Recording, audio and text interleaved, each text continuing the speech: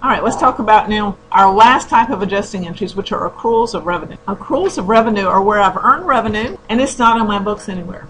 We don't have it on my books as an accounts receivable. We haven't recorded anywhere yet the fact that I've done that work. Now, this adjusting entry really ought to look pretty familiar. It is just like the entry whereas I did work for a customer and they promised to pay me later on. That really is the situation here. So let's suppose I did work for a customer and they promised to pay me later on. What do I have more of? Receivable. I'm going to receive the money later on. Okay. More accounts receivable as an asset goes up with a debit. And what else do I have more of? I've done the work and they haven't paid me yet. We have more revenue. Good. Fees earned or whatever we call my revenue. So I have more revenue goes up with a credit. I have more of a receivable. An asset goes up with a debit. The amount of this entry is how much work we've done, how much I've earned that I don't have in my books yet. Let's do an example. We do $100 worth of work on December 22nd.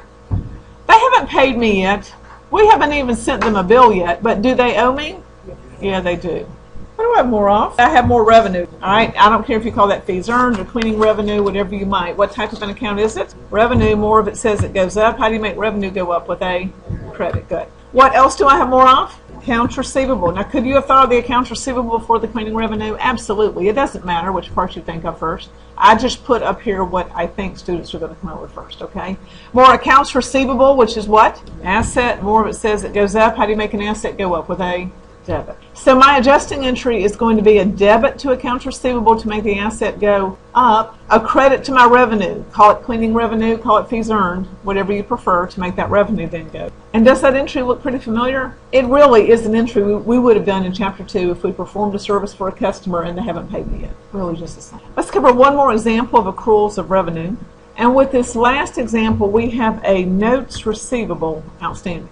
A notes receivable outstanding. Now let's review the type of notes we're talking about. We'll have another chapter on this later on. With the notes that we're talking about, there are no periodic payments of principal and interest. If you borrow money, you probably have to make periodic payments, don't you? But we're keeping ours really simple. So let's suppose I borrow $1,000 from you today. If it's a 60-day note, I pay you nothing until day 60. And on day 60, I pay back the principal and all of the interest at one time. It just keeps things a little simpler is the only reason we're approaching it that way. Interest that has accrued on this note is $200. We'll learn how to calculate that amount in a later chapter. But let's pause there for a minute and say, what does having a notes receivable mean? Am I the borrower or am I the lender if I have a notes receivable? I am the lender. Receivable, I am the lender. What is interest revenue? Well, every day that someone else has the use of my money, I'm going to earn a little bit of interest. Every day that passes that someone else has my money, I'm going to earn some interest. I am not going to receive that amount every day. Instead, I'm going to wait till that note matures and I'll receive it all at one time. Now, I get some students who really don't like the account interest revenue because I've told you before to record revenue, you have to do some work. You got to perform a service, do some work. And they say, well, you didn't do any work. Well, you're right. I didn't do work in the form of cut your hair or cut your grass or fix your pipes or such. But what did I do? I let you use my money. Okay, that is letting my money work for me. That's smart. That's a good thing. So it may not be work in the sense you and I are used to thinking of performing a physical service, but letting someone else use our money is a type of work. Okay, and we earn revenue. We're compensated for that.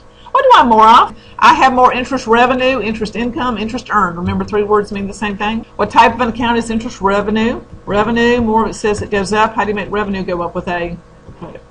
Have they paid me yet? No. Do they owe me?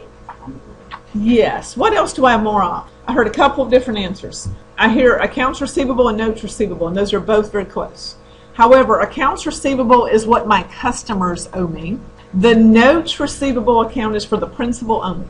Only the principal can go into notes receivable. The interest that people owe me goes to its own special account called interest receivable. But like accounts receivable and like notes receivable, this is a receivable, which means it's what type of an account? It's an asset. More of it says it goes up. How do you make an asset go up? With a debit. So my adjusting entry then is going to be a debit to interest receivable and a credit to interest revenue.